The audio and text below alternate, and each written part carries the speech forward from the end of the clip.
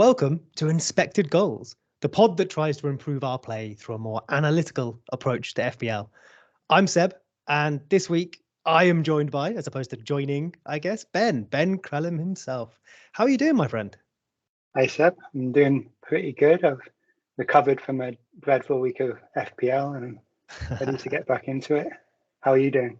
Yeah, not bad, thank you, my friend. We've been off work this week on like holiday for our toddler's birthday. It was like yesterday, so middle of the week.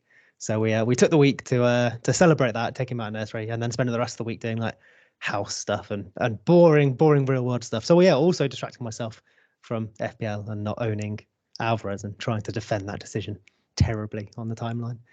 I think this might be the first time we've had a chat like this, my friend. I think so, yeah. Oh, well, what an absolute pleasure. I have been leaning far too heavily on your FPL expertise in past years. So delighted to be able to talk to you live tonight. And I think what we're going to try and do, so that we'll keep this chill.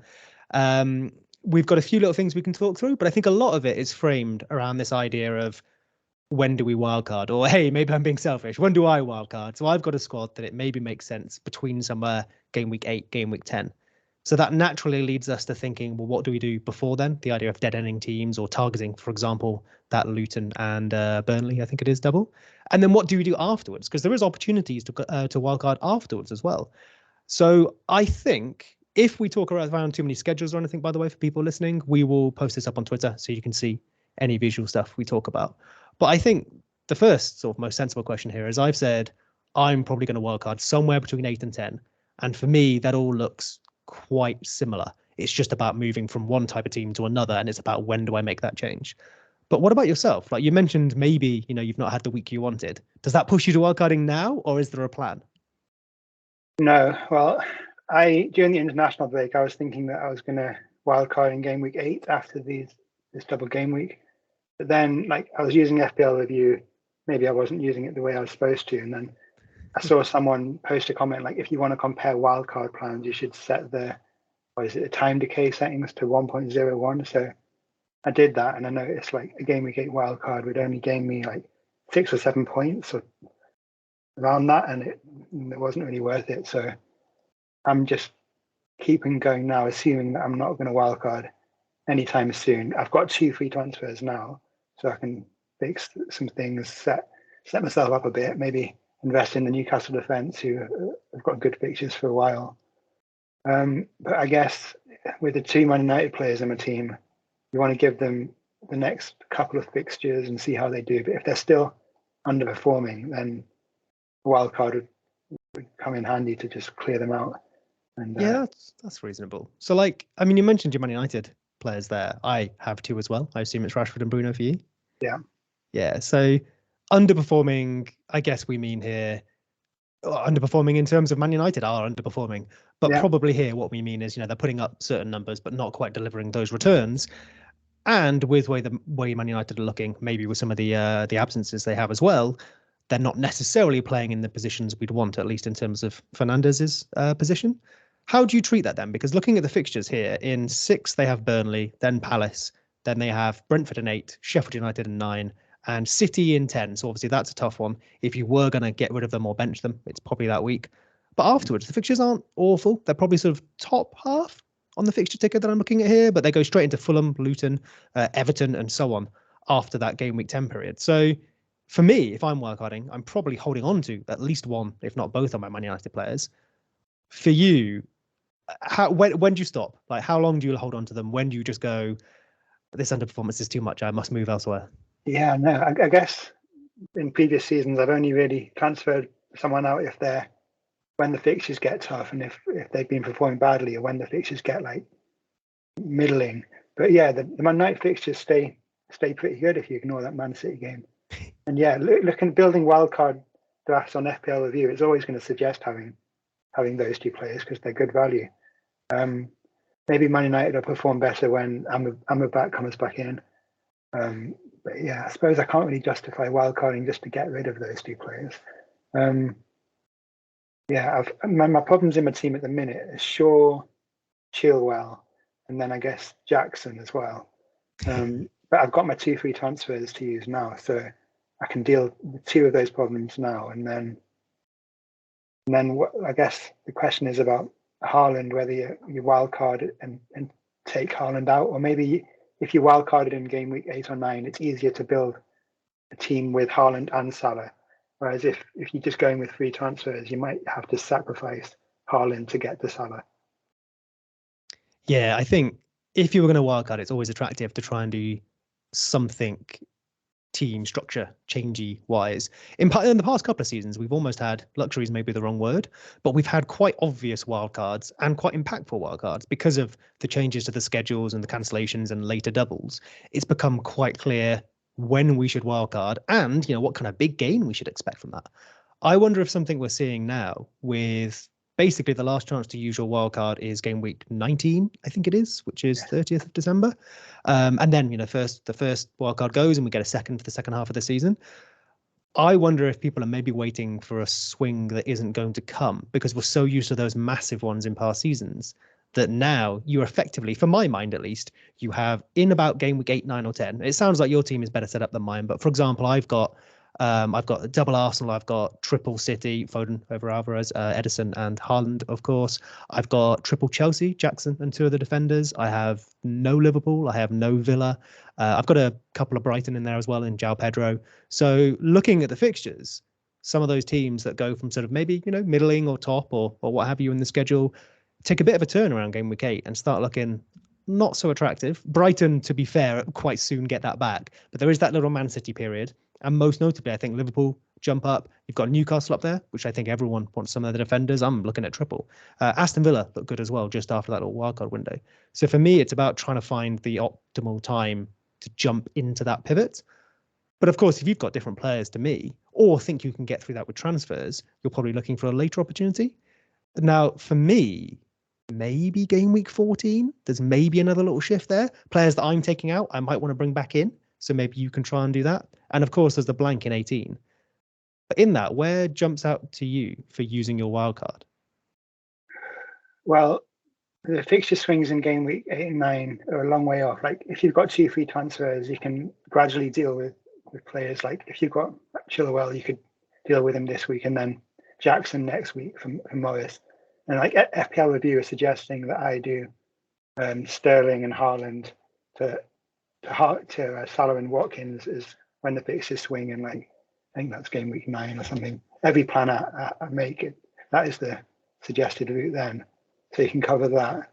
I'm thinking about wildcarding in game week 19. Like it's actually Boxing Day, which is when that deadline is. So it is quite stressful to have to think about your wildcard team over Christmas. It's not really optimal, is it? But the blanks. Man City do have good fixtures. Like the fixtures get kind again in game week 16, 17, then they go blank, and then more good fixtures straight after that. A good run of fixtures. So if you were to wildcard in game week 19, you could go back to having triple Man City. Brentford have decent fixtures as well. I don't know. They have Wolves at home and then Palace away and Forest at home after that blank. So I don't know. I think there could be some advantages to wildcarding then. It's during the busy time of the Christmas schedule when teams play quite frequently. So injuries might build up at that time as well. So there could be lots of problems in your team to deal with, and you might be have a transfer plan to deal with that blank game week, and then your injuries pop up because it's an intense part of the schedule, and that could scupper your transfer plans. And so it's not the worst thing to have the wild card saved, I don't think. But yeah, I haven't really thought about whether I'm going to use it in 14 or anything yet. I'm not sure. I think that's fair. And I mean, to be fair, when I was just mentioning the opportunities there, you mentioned 19. I guess almost because of the way I presented that, it almost looks like you have to use it by 19, but within this window. Obviously, you can use it in 19 to set up for the second half of the season, because that second wildcard is probably going to come around. Is it say 32? We would be expecting doubles-ish. I penciled in a great week. I sent a tweet out about it a while ago that it's 31 looks like a really good time to play that second wildcard. I don't know if we need to talk about that all now, but yeah, 29 is the biggest blank week of the season, and then game week 30 has a lot of top 6 clashes, like Arsenal, Man City, Man United, Liverpool. So you wouldn't really mind not having those players if they've just blanked. And then in 31, you'd load up on Man City, Arsenal, Liverpool when they have really good fixtures. I mean, it is game week 6. It's probably proper to plan for game week 31 now, right? You know, we want to look ahead, make sure we get enough data. Yeah, get a proper run up. Yeah, but if you know you're wildcarding in game week 31, it does kind of, I suppose, it changes a bit your wildcard 1 strategy. If you'd say dealing with certain number of like an even break between like now and game week 31. So yeah, I don't know. Maybe it affects it a little bit. If you wildcard now and you've got a number of game weeks, like a 25 game weeks to go, really, without wildcarding again. Yeah, I think that's fair, right? If you're doing even game week 10, obviously that's 21 weeks, 20 weeks ish until you wildcard. Whereas if you're pushing it to 18, 19, what have you, yeah, you're very much trying to get through this period of transfers and then you're almost setting up a new team for the second half of the season, almost like our old, World Cup one from last year, and then knowing you can get to 31 and attack those doubles. I think for me, that sounds super attractive, but my team just isn't necessarily in shape for that. I probably have just one too many players that I'd want to shift around, where I think for me, the wild card, you mentioned there, what was it, about 6 to 8 EV game for you? Yeah. I was playing around with, so I didn't do the time decay method actually, and I don't think I knew that was a good idea. So I'm gonna have to play with that. What I was doing, I built like various teams and put the wildcard in like manually when I could do it, and then built those drafts and compared what the points difference would be. And so for me, I think it spat out game week 9, which as per that little plan I sent through, and I'll attach to the tweet if we cover it a bit. I started looked at what my team would be fixture wise and sort of rotation wise, so benchings and any transfers from 6, 7, 8, 9, 10. And in that period, when does the toughest swing come for my team specifically? Which looked like game week 8 if I can make it. Game week 10 looked quite bad actually. I was sort of playing players I wouldn't necessarily want to play. For example, Mbeumo away at Chelsea. Of course, Mbeumo is good, but it's not ideal. So if I was going to wildcard in there, I think game week 9 made the most sense for my team. I also had Trafford because I'd be doing Edison to Trafford in game week 7 to jump on that. So maybe getting out of a couple of my Luton players and setting up for that fixture swing-ish period is what I was looking at. Yeah, that makes sense. Before I knew about the time decay thing, I was thinking about wildcarding in game week 8. Like I said, I was gonna build up with like Burnley and Luton players and then wildcard out of it, but now it looks like I might just have the one Luton player and like Morris is so cheap that you can just stay on your bench some weeks. I think I can get by without a wildcard now. I do have the 3 Chelsea players, but I can get rid of them gradually. What else? I've only got the 1 Man City player, and so it'll be a decision about whether I sell Haaland or not. And then I think Saliba should probably keep him as his fixtures get good again pretty soon, like game week 10. So probably worth keeping Saliba. I did sell Saka last week. I was annoyed about that. Because during the international break, I wasn't really thinking about FPL much. And then on the Friday, I just was running FPL review solves. Yeah. And I didn't really like any of them. And I just went with I was tempted to actually do the goalkeeper switch of get Trafford for Turner. And then someone said that was a stupid idea to do that. I think it was Hibbo who said, like, yeah, you just shouldn't do that. So I did the Saka to Son move as my top line, and now feeling a bit worried. Like it was all about that last fixture for the Son move. Now he's got Arsenal and Liverpool coming up, and Son would have been someone that I would have been wildcarding for in game week 8 or 9, but now I've already got him. Like it reduces the need to wildcard, I suppose. Yeah, I think so. Son was popular whether you were using review or not. Saw a big spike up in review in terms of the recommendations. I think mostly because moving to that striker position, potentially having penalties, massively upped his potential, which is entirely reasonable. And that fixture was very, very attractive. As it transpired, Son specifically didn't put up too much impressive in that fixture, but we only know that after the fact.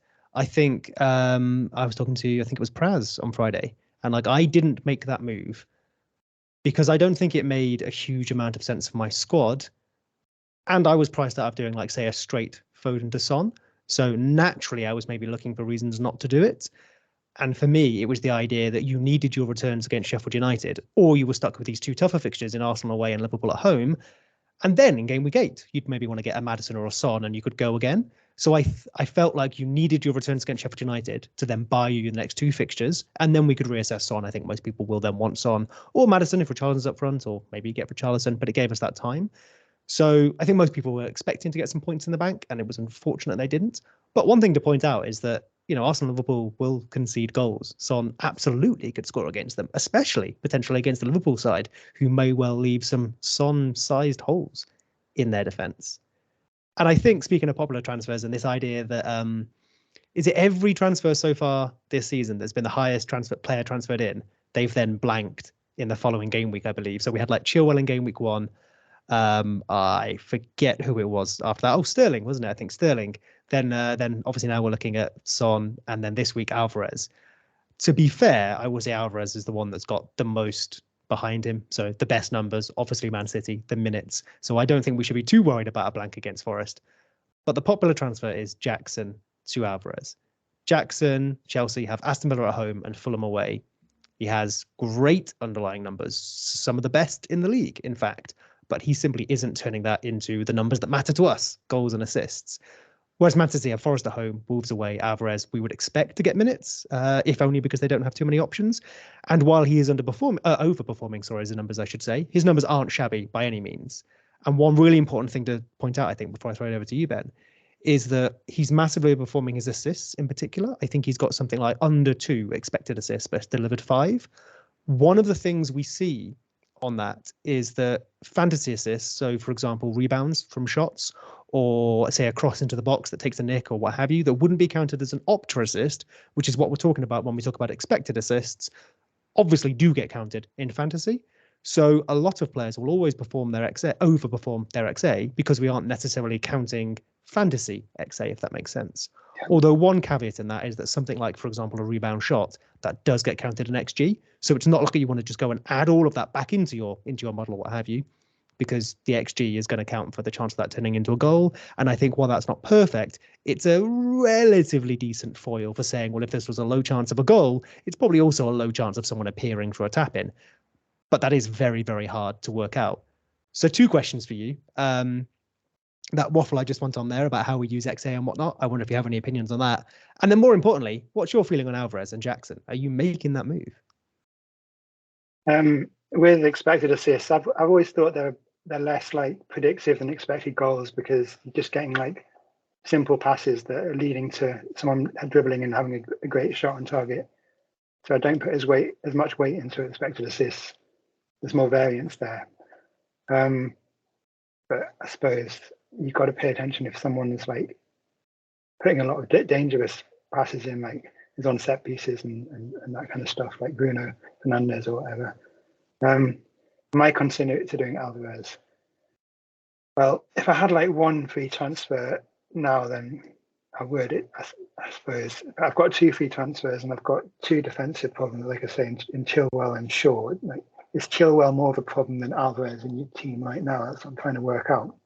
And could you give Jackson one more chance and then get Morris if you think he's the best captain option next week?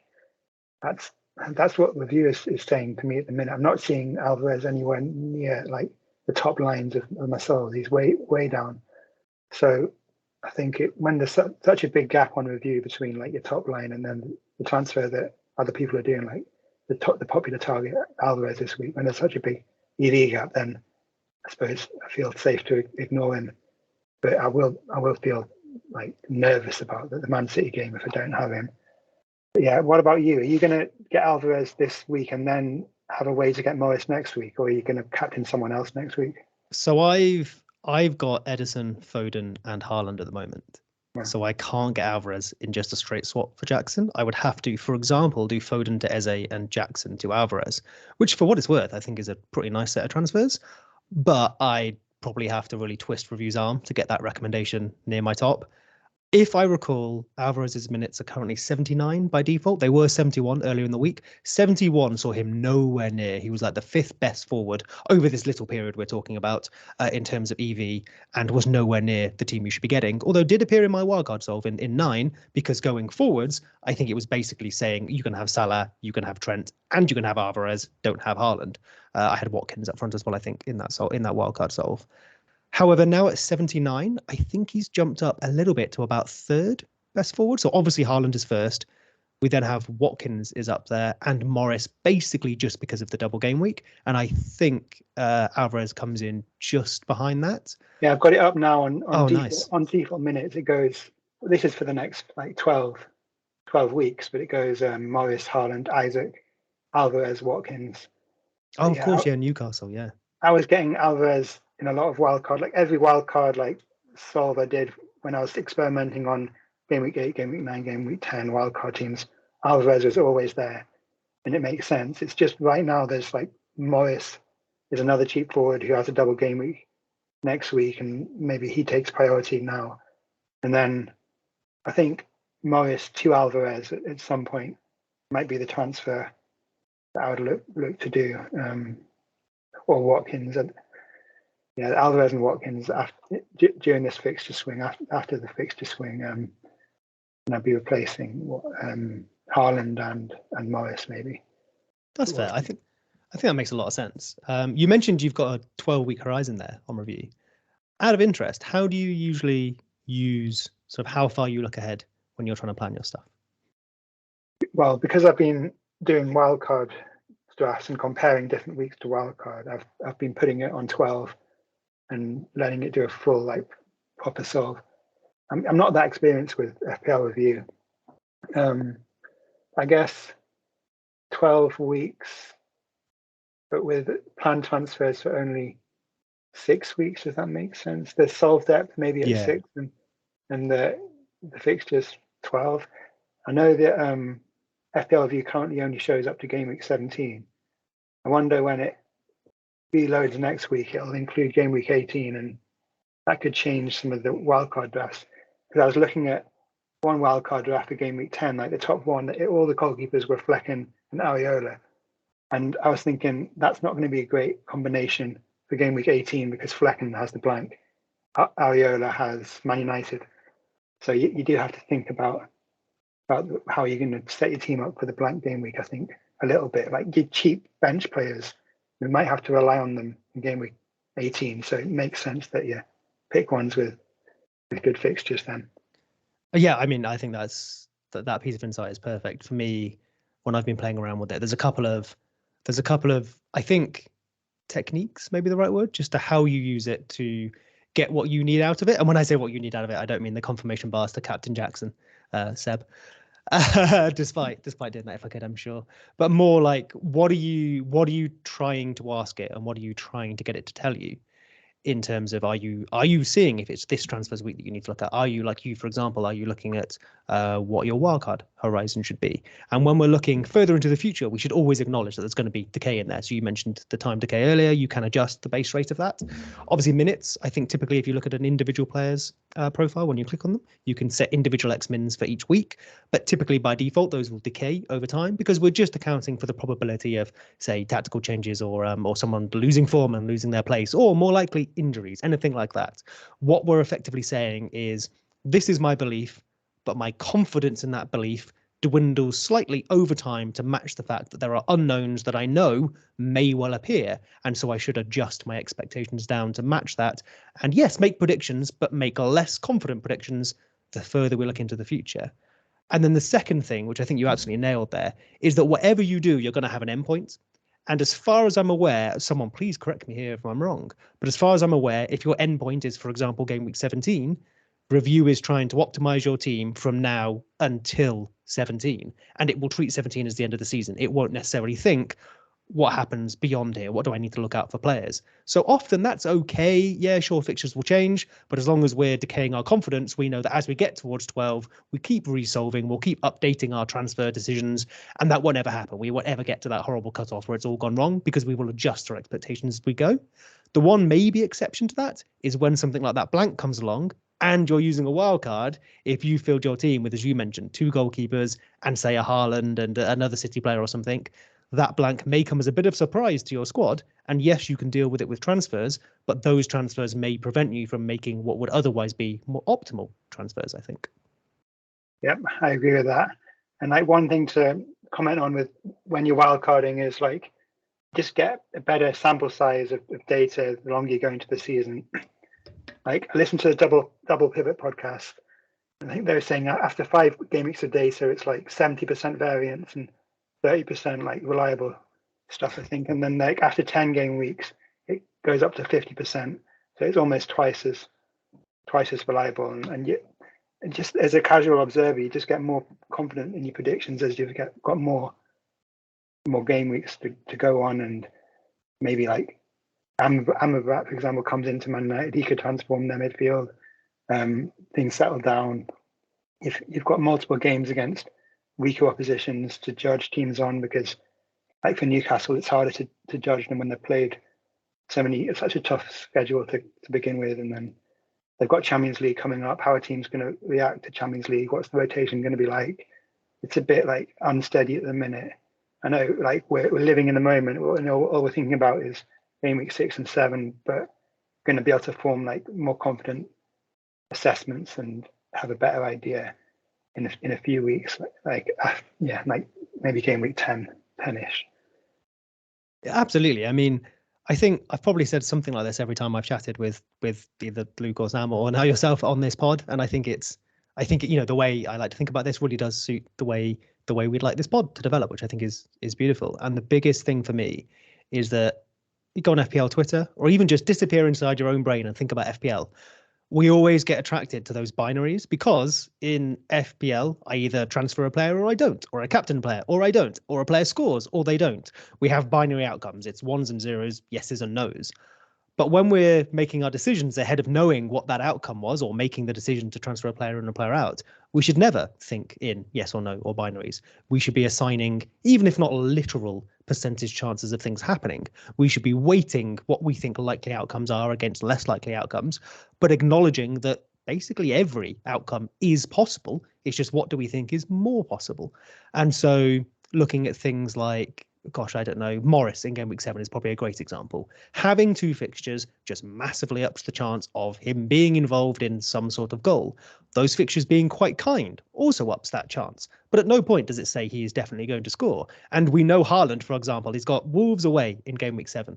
Could score enough points to basically make it no matter what Morris does, he's never going to outscore Haaland.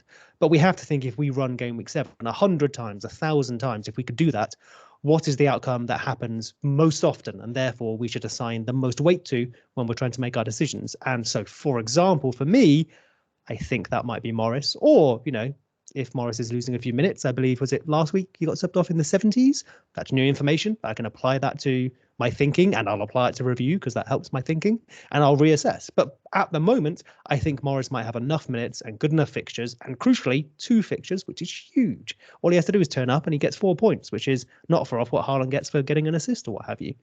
For me, that might outweigh Haaland, but I think might is the key word. And similar to the big conversation this week with Alvarez and Jackson and what have you, you mentioned sample sizes. Jackson massively underperformed so far this season. Watch the matches. I don't think he looks particularly great when he's looking to strike his shots or finish goals or what have you. But then if we look at last season at Villarreal, I believe he put up 8 XG in about 25 starts. I forget how many 90s. And he scored 12 goals. So he overperformed his XG last season by 50%, which is massive. He shouldn't probably keep that up. And he hasn't. But now he's gone massively the other way. And realistically, we should probably just chill a bit and sit somewhere in the middle. Yeah, is it to do with him being a young striker and confidence being a factor, and he goes through spells where he's like outperforming and it's just like due to confidence maybe, and underperforming? And yeah, maybe I'd just give him this 1 week against Aston Villa. I'm probably selling him anyway next week, whatever happens, but I don't think he's a terrible player. I think he'll have a spell this season when he's a great option, especially when Nkunku comes back. That'll make Chelsea a lot better, I think. Oh, yeah, for sure. So I think on Jackson there, you kind of mentioned it. For me, I think selling Jackson for Alvarez is an absolutely fine transfer and could come out really well. But it's more, do you want to go Jackson, Alvarez, Morris for the double and then go back somewhere else? Or do you want to just be going, say, Jackson straight to Morris, and how you value that transfer? So for you, which side of that do you think you're falling on in terms of, I guess, 1 fewer transfers, but without getting Alvarez? Or do you let Morris go altogether? I suppose this week I'm going to sort out my defense, I think, and then we'll look at how many minutes Morris plays. If he if he gets another 80, 85, then I'll feel confident about bringing him in and captaining him, I suppose. Man City's fixtures, Wolves away next week. But then if you fade it for Wolves away, then you've got Arsenal away, then Brighton, then Man United. And, well, I don't know, but he's such good value, isn't he? You still want him at some point. If you're wildcarding, then you're probably going to have Alvarez in your wildcard team in game 8, 9, or 10, I suppose. But yeah, it's these next 2 weeks where he can hurt you. But I think I'll go Morris first and then go to Alvarez at some point. I think that makes a lot of sense. You mentioned the defense there. What are you thinking defense? I think I can guess, but what are you thinking defense-wise?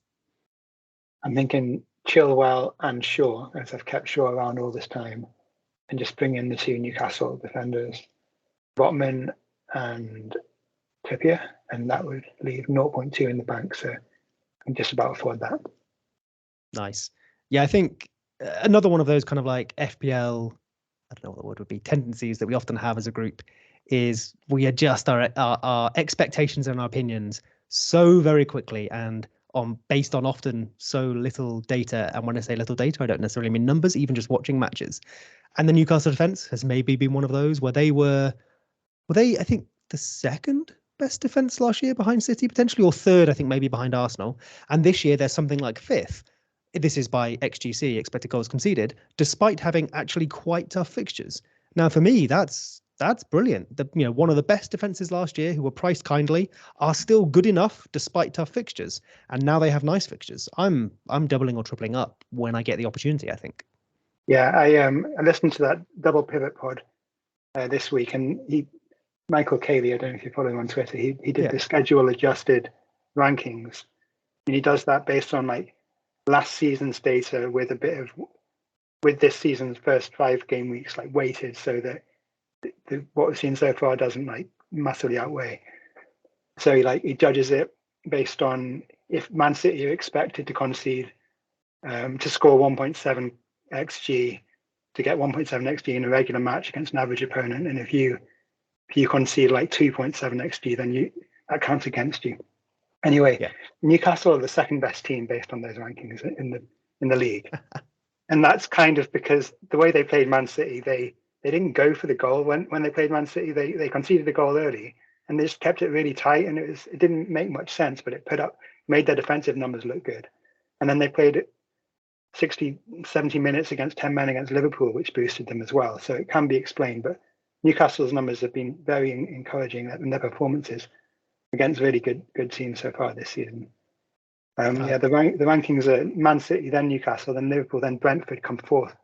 Nice. Schedule adjusted rankings. So Arsenal maybe a bit further down than we would expect. Then it goes Chelsea in fifth. Oh, I was going to ask about Chelsea. Yeah. So because they've had quite an easy start, but they're still put up great XG, but they've just been underperforming. It's been Jackson. They just have Jackson, and then like Enzo Fernandez, Chilwell, and Colwill have like underperformed combined as much as Jackson has.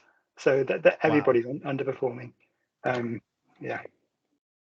So I mean, for me, I'm an absolute sucker for the underperformer, just because I think, firstly, obviously, I do put a lot more in the underlyings than say the output, but also, every time that I obviously own Jackson, every time he puts up some good XG, he didn't last week, to be fair, so I'm not kidding myself too much there, hopefully. But every time he puts up some good XG, but doesn't score a goal, and everyone's like, see, I know he's an absolute donkey, can't score goals. That I will absolutely admit, that definitely makes me go like, but now I want to prove you wrong, which is a terrible way to play FPL, but it's definitely a temptation I fall for. You can't be stubborn, and you can't be too knee-jerky. You just have to have a happy balance.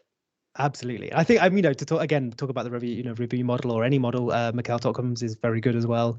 I think that's something that often helps us with. So like we mentioned that Alvarez wasn't appearing in the solves. That doesn't mean he's not good. If you look at the EV, he's got some lovely EV. He's near the top. But I think the point is what it helps you do is just chills you out from your sort of passionate knee-jerk. I must now have this player that's performing brilliantly. I must have them now, when what the model is probably telling you is there's better now, have him later. And I think that's quite a nice way of using it to supplement your own feelings and your own preferences, because ultimately you don't have to follow review, you don't have to follow what you see by eye. You can make the decisions that make you feel most comfortable going forwards.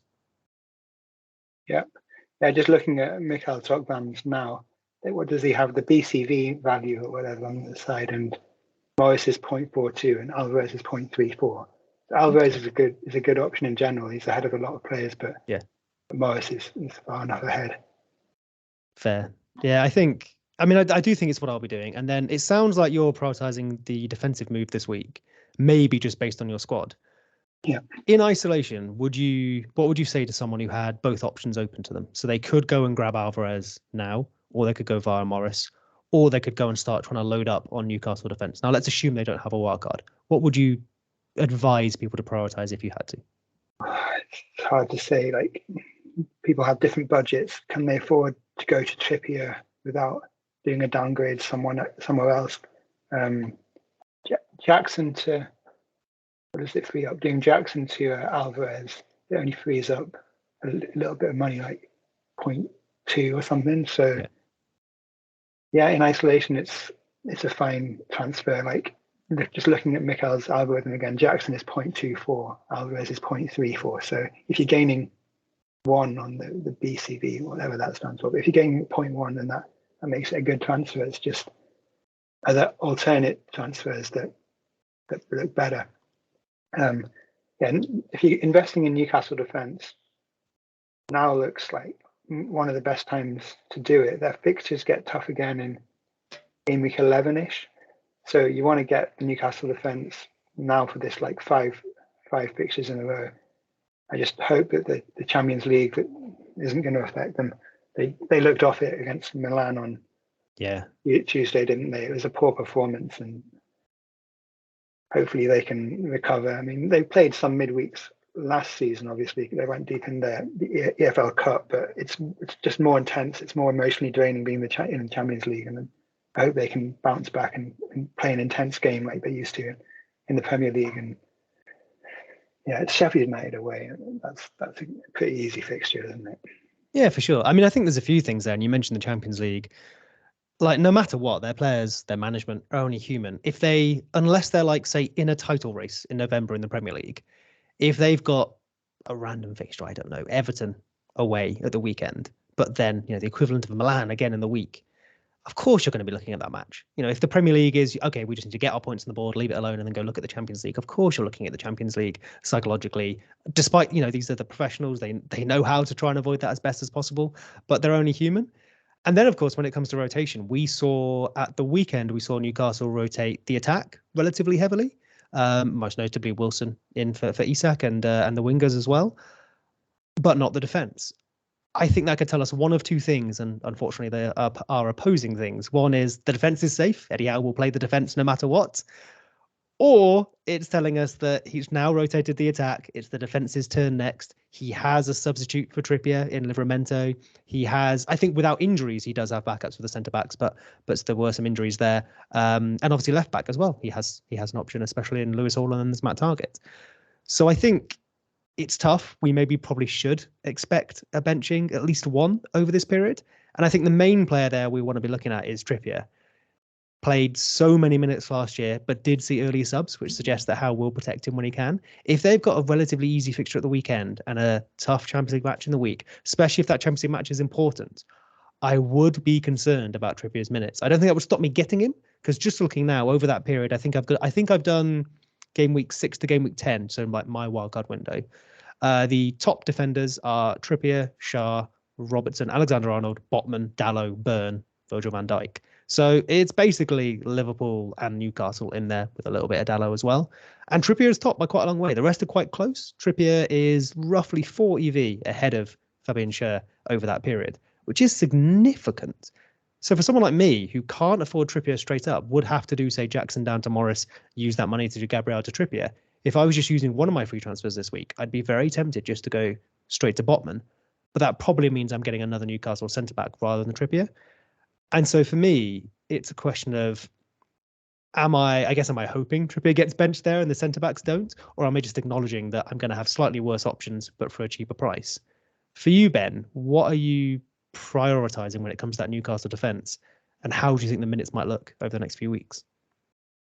Well, Livramento has played 4 minutes so far this season. Like, you'd think he's going to come off the bench more. And if he's about to take to start a game, then you'd think he's going to like make a few more sub minutes, make a few more sub appearances in the games leading up to it. So I think Trippier is okay for now.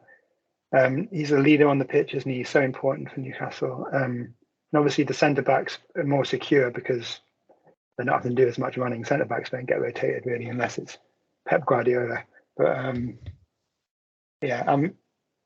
you've made me a bit nervous. I've seen talk about when the Newcastle fans I follow on Twitter. It's more likely the left back Burn will be rotated because the left backs in Target's played a few minutes. He's had one start already. Lewis Hall, I think, has he made a sub appearance as well? But Burn isn't as important, I don't think, compared to Trippier.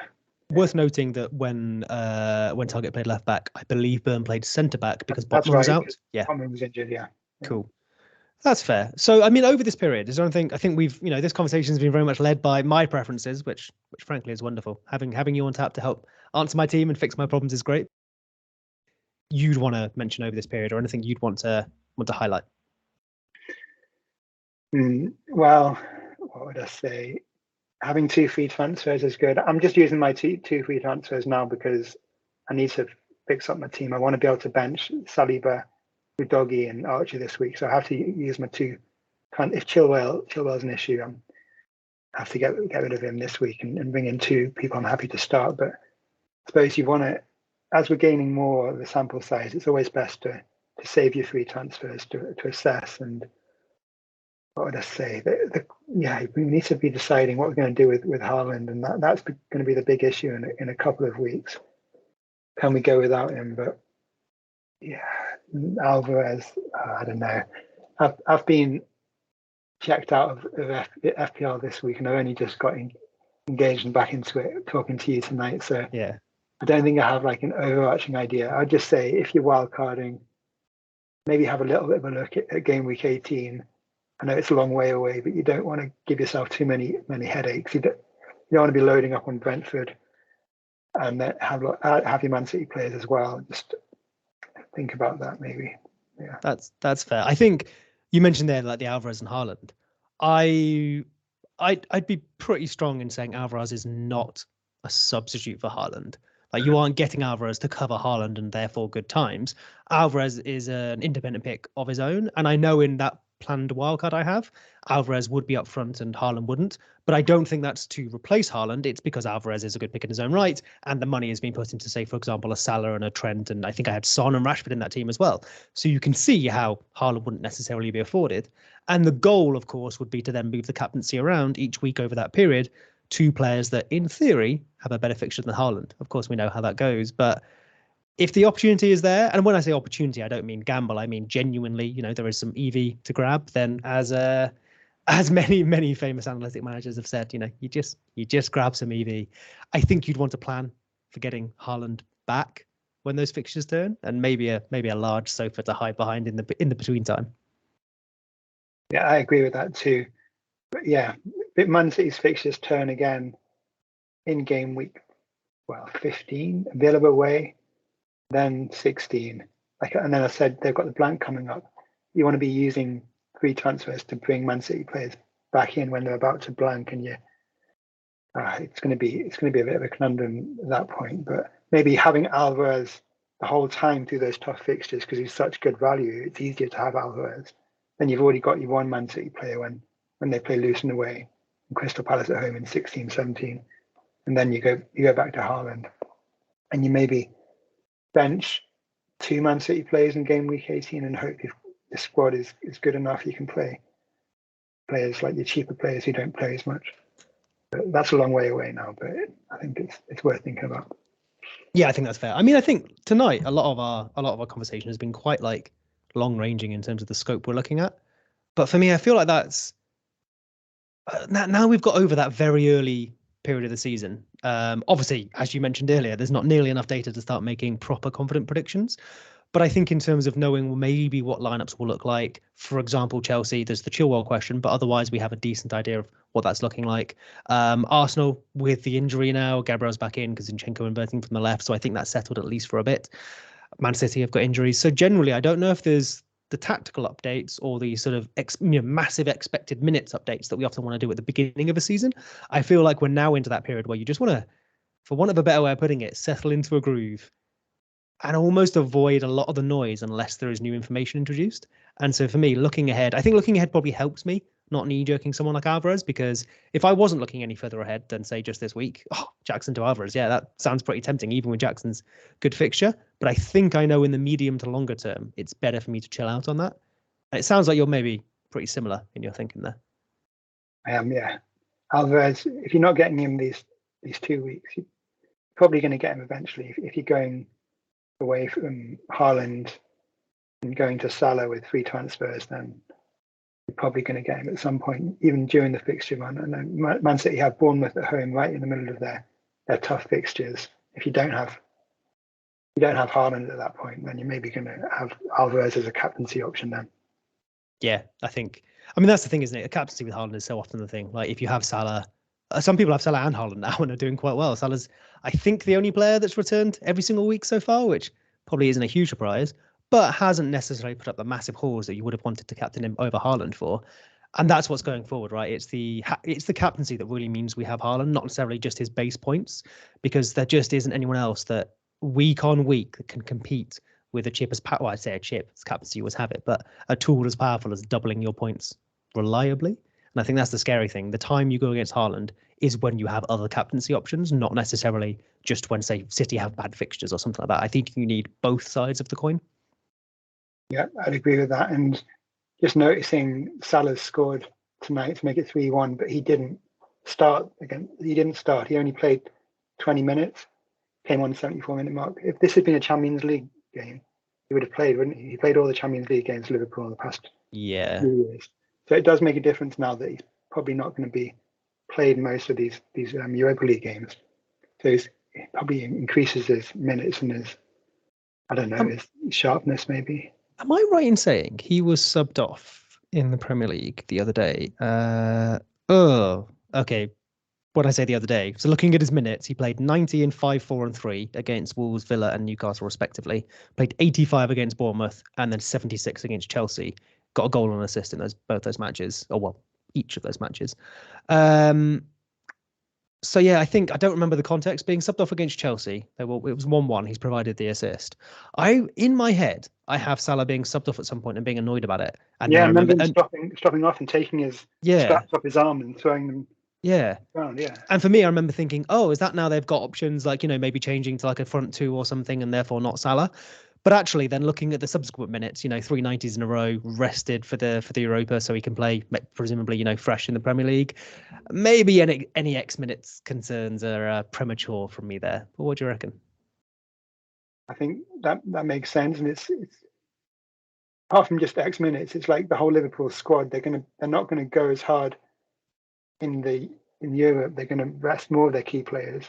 So the whole team as a whole will perform better in the Premier League, you'd think, than maybe they were getting exhausted in previous seasons. I just think it helps the whole team out and just increases the chances of getting lots of goals in the Premier League, I suppose. So Salah looks kind of essential, would you say, from game week 9? Oh, that word. No, I don't like essential, but he's going to be, I don't know, FPL review is going to be like trying to tell everyone to get Salah. Every kind of soul is going to be leading towards Salah in game week 9, I think. I think that word essential, obviously, a bit like the word optimal, right, has naughty meanings in FPL. But if we were to try and break down what does essential mean, obviously can't go without, should break team to try and get. Well, one of the wildcards, potentially mine, is based around a fixture swing that also allows Salah to come into a team. So that sounds quite essential to me, even if I'll shy away from saying it fully. So yeah, I think that's a decent shout. Yeah. Shall we look at some questions? Oh, there, we've got questions. Yeah, lovely. I mean, yeah, we've been going for nearly 50 minutes, so I think that's nice. As long as I've remembered to hit record, then a few little questions. I've tried to guide us through a few of these questions that we've talked. So hopefully people have had these answered, but I'll fly through a few now that may be of interest. So Yordi at Jockey FPL, one of our favorite people there. Jackson to Alvarez, yes, no, maybe. One word answer. Maybe. Maybe. Nice. Putting that one feels like cheating. I'll go no, but just to stick with the sort of anti-Alvarez suit that I've donned. We have Fred, I want to say Lunjevich, but at Flooney7. I'm going to go with that. That's easier for me, for my Anglo brain. How much patience is warranted when an asset puts up good underlying stats but doesn't deliver? Patience seems to be a quality of the best FPL managers, but when does it go too far? I think it's the second bit of that question that's really interesting to me. I suppose you look at, if they've had a few seasons, you look at their performance in previous seasons. If they've shown they can be a good finisher, then you want to be more patient with them. If they've got no data showing that they can perform at their XG or higher, then maybe you lose patience more quickly. I think that's fair. I always err on the side of patience personally, but yeah, you've got to cut ties at some point. And I think for me, it would almost be, so unless something changes, so for example, Jackson just gets dropped, that's new information and we should respond accordingly. To use Jackson as an example, or Darwin from last year, I had Darwin for quite a period, and a very similar story to Jackson, right?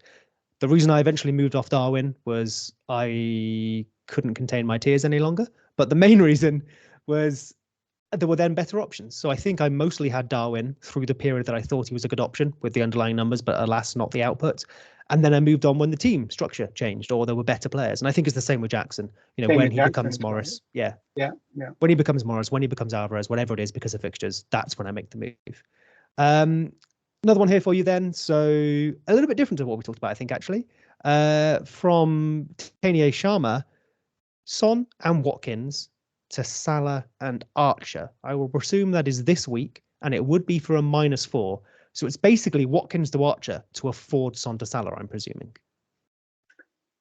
Isn't it a bit early this week? Liverpool have got Spurs away next week, then Brighton away. So I don't think you want to be doing that. Son has Luton at home when Liverpool have Brighton away in a couple of weeks. So it's a bit too knee-jerky for me, that -4, I think. I think that's fair. I would just throw in as well that you're losing Watkins there. Watkins is a player that I'd quite like in about, is it 2 weeks or so, 3 weeks that Villa fixtures get really good? 3, 4, 5 weeks, yeah, especially game week 10. But yeah, Wolves away in 8, then West Ham at home, and then Luton at home in game week 10 when he could be one of the best captaincy options. So you could reverse that, but you've obviously moved from a multiple striker structure to at least less, one fewer, so maybe 3 to 2, or even just a Haaland with Archer. So getting Watkins back might be tough, so I would definitely hold off. Last one for you then here from FPL Keeper. Who's going to win game week 39 in 2024? The North or the South, Ben? The South. I mean, the North. Sorry, what was the thing? Oh! The North. We can only accept your first answer, my friend. We've got Geordie who just asked that question. he's the hero, isn't he? He got 2 goals last year, and he's an ex-pro. And he's a bit good at football, isn't he? He's a bit good, yeah. He's a bit good. Okay, well, thank you so much to everyone who has, I say joined us, but listening to this after the fact, if I've pressed record and if Sam's managed to turn this into something for us. If not, probably see you again in about half an hour, Ben. But thank you, my friend, for joining me tonight. Joining me tonight. Oh, flustered. It's been an absolute pleasure to talk. Yeah, thanks for hosting it and doing a good job with all that. And I hope I was able to add some insight. Oh, for sure. You've made me feel calm, even if just because you said you've not thought about FPL this week. And I think that's quite, we talk about it and think about it a lot, but it happens at the weekend. You know, you spend minutes making a transfer or whatnot. I think whatever you do, being able to set it aside in the week if you can is a really good approach to this game that sometimes we love and sometimes we hate. Yeah, I agree with that. And I wouldn't like to be doing a podcast every week because then you're just having to get into like thinking about it so much and it can maybe affect you mentally. It's good to check out every so often when it's gone badly. That's fair. And I think I speak for the whole community when I say that it's important we keep you mentally sound, my friend. We need those spreadsheets. Otherwise, we're all going to lose the day from the office. Yeah, everybody needs to be mentally sound in the FPL community. You see people just losing their heads on Twitter, don't you, on Saturday afternoons? It's a bit much, isn't it? Absolutely. That's what it's all about, right? Making our Saturday afternoons better or maybe a lot worse. And one last thing I should just mention before we go, that Sam isn't with us tonight. Wasn't here last week either, I think. Unfortunately, his dad is very, very ill at the moment, although has just been in hospital and had a a positive outcome to a surgery there, but unfortunately is long-term ill. And Sam, the wonderful, wonderful man that he is, not only is sort of talking and taking this in just the way I hope I could if I was in this position. I have so much love and respect for him and his family. But he mentioned a few weeks ago that his dad went viral on Twitter talking about his team, his fantastic team that I think, what was it? He said, like, Haaland can't possibly do it again. Is he an analytical manager? He saw that Haaland was overperforming his XG, thought, regression to the mean, can't have that man in my team, got rid of him, and scored something like 20 points in game week 1. Then took a 20-point hit, so reset himself, which is brilliant. Got Haaland in game week 2. Although I must say, I think it was last week, he put up about 85 points. So a ridiculous improvement in performance, and it'll be catching all of us by the time the season ends. And if he does keep putting up lots of points, Sam is going to be donating a fair bit of money to brain tumor research. He's donating. Oh, I have pulled out my headset. You should still be able to hear me, but I can't hear me. Lovely, there we go. He is donating £1 for every 5 points that his dad's FPL teams scores over the season to brain tumor research. I believe we will put a tweet under this, just if anyone wants to go check that out, or if anyone wants to donate, that would be fabulous. But love to Sam and his family, and thanks for letting us do this week, my friend. And with that, we will say goodbye. I hope you enjoyed listening to us, and we will see, hear, and speak to you very soon. Catch you later. Goodbye.